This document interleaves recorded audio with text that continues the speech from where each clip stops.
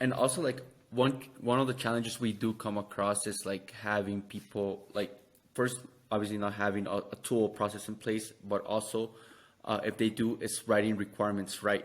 So can you quickly or briefly like touch about these points? What do you really come across when writing requirements, and what recommendations could you have for people listening as well?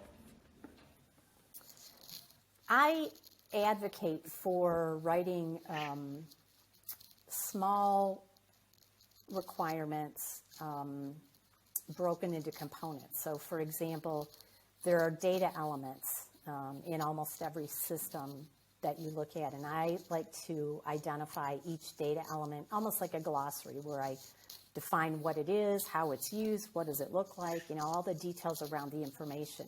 And then there are process components, and then there are business rules or policies that guide things, and then there are the stakeholders or the users, and build all those components and then link them all together. And that's, again, you can see why I love a requirements repository, because you can't do that in an Excel spreadsheet. You just can't. So most analysts who don't have a tool are trying to write the system shell statements, which I hate, and they describe something where they have to mention the user and a data element and some processes and some business. They have to put all this stuff together instead of decomposing it into the actual building blocks of what has to be there.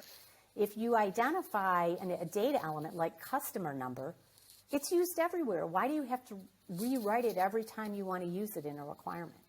If you had it in a tool, you just link to it. A claim, perfectly good example, right? A claim has certain characteristics, and it's referred to all the time in insurance companies. But every time somebody writes requirements, they kind of have to start over because they don't have a place to easily reuse it. And a claim is made up of a bunch of data elements and a bunch of processes. And again, if you get those components broken down, then it's like putting together, and I heard, I was involved with information engineering when we used the case tools, and James Martin was one of the big advocates for that. He said, you should be able to assemble a requirements package, not write one, right? You ought to be able to it's like Lego. Exactly. Pick the data and the processes and the rules and put them all together and say, here's what I need. And that's a good view. Yeah. It is. And, I was exposed to that, Jeff, back in 1990. And surely I thought by now we would have all figured out how to do that. But we haven't. Oh, you're such a dreamer, Barbara.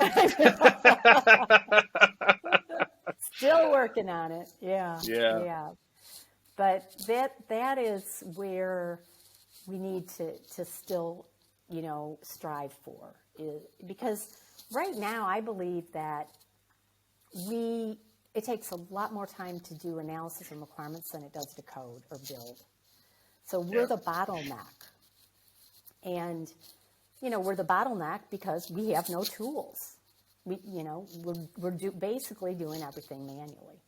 And, if organizations want to get things done more quickly, they need to take that part of the life cycle and say, hey, we need to bolster this. We need to give these people some resources to be able to do this, which is a whole nother topic. But I think, too, Jeff, you and I have talked about this, that in the past, business analysts or maybe requirements people have been looked at as simply meeting recorders. Like their list, collect those requirements, just write them all down and you'll be done, right? So a person who could just listen and write things down wasn't well paid and definitely didn't need an expensive tool to support their work. Yeah. Whereas as we continue to elevate the role of the business analyst and companies recognize how valuable business analysts are, salaries have gone up significantly. And the higher paid we are, the more valuable we are, the more a tool can be justified in a company. Because, hey, if you're paying this analyst $100,000 a year and we can save a few hours of their time, that's worth a lot of money to us now. So that's the optimistic way I think we're going to start to see more tools be available. And then, you know, we at the IIBA, we have to keep encouraging BAs to ask for tools. Sometimes they don't even ask their managers. They just think, oh, we'll never get them. Well, you know, you got to ask if you want to.